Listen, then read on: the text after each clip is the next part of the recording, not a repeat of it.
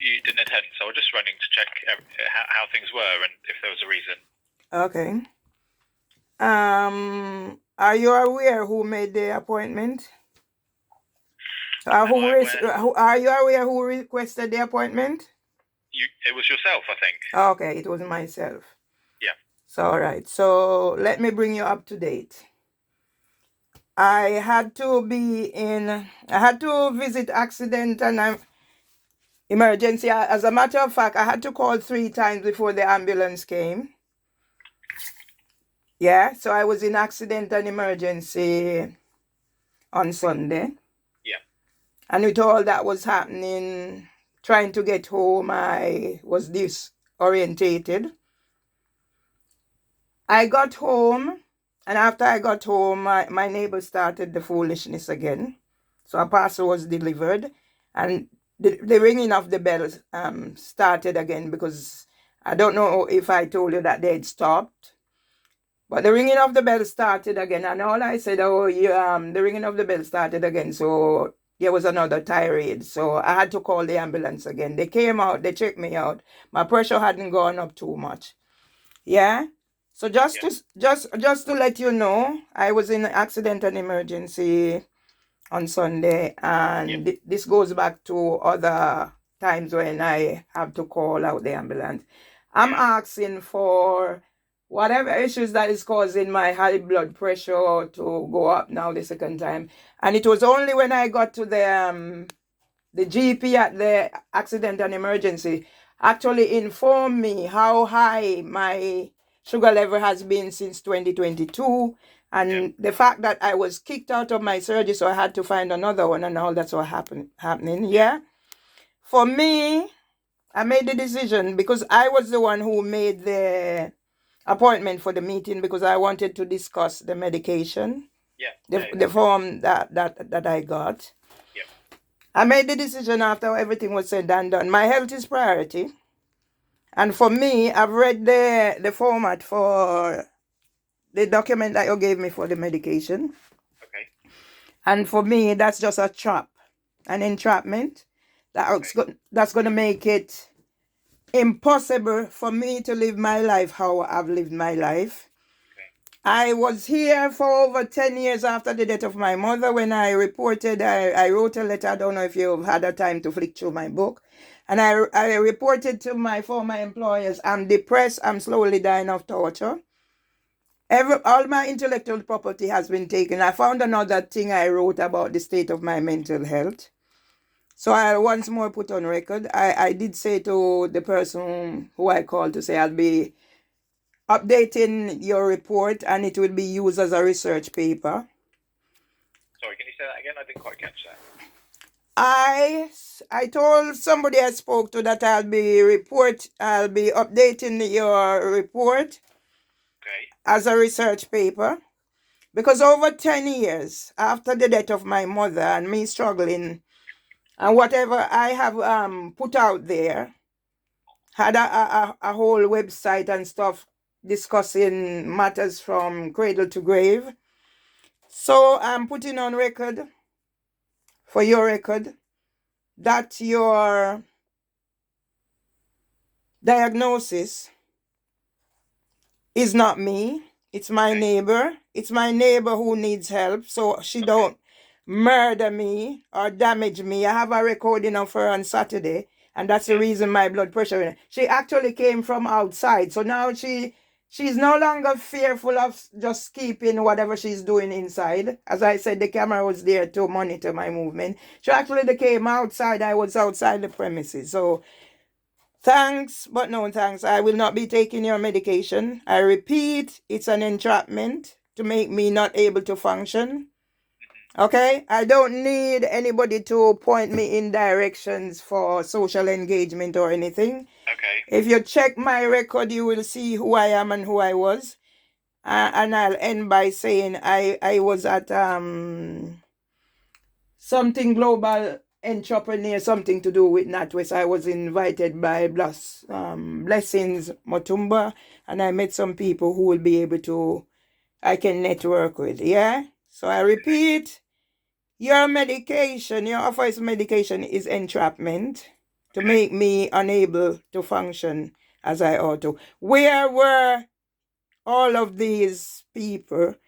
10 years I was taking care of my husband. There was no offer of help, and all that's been happening to me. Yes, I am being persecuted. So, Mervelee, can I ask a question? So, with the letter that I wrote, very, very professional and very good. I must commend. Thank you. Well, Yeah. So with the letter I wrote, so first of all, can I ask, would you like me to send a copy of that to your solicitor? Yes, please. Okay. So that's fine. And then you said you're editing it for research. Yes. But that's not to do with the report. And are you editing that digitally or manually? Remember, you told me that I couldn't get it except by letter format. But when I spoke to the person who called up, he said I could get it by electronically. So I don't know what your reason was why I couldn't. No, I didn't. To be honest, I honestly didn't know that was possible. Okay. To send that through a secure email. So that's me being honest. Because normally to send patient information, normally send, so I apologise for that. That's not why. But when you say edit it, what do you mean? Just the reason why I'm because there are a number of discrepancy in there. Yeah, because a pinpoint made about that maybe people were aware of my whatever mental health issues from 2017 when I have a chronic anxiety diagnosis from 2006 to do my examination for the Open University. The only examination I do, because I do not have a medical diagnosis for Parkinson's. So how is it just 2017 when, So that just proves what I am saying. But Mervelee, you're happy for me to send it to your solicitor, though? Is that right? Yes, I did agree all of that from the beginning. It sounds like you've got some disagreements about what was written, so I just wanted to know. Yes, send it to him because when I edit it and make it know whatever needs to be corrected, I'll also be sending back a copy so you can see the correction, because you put on there something that you've seen something on. It must be the banner in here about 1 in 5 of all suicide. Didn't I show you the book? Yeah.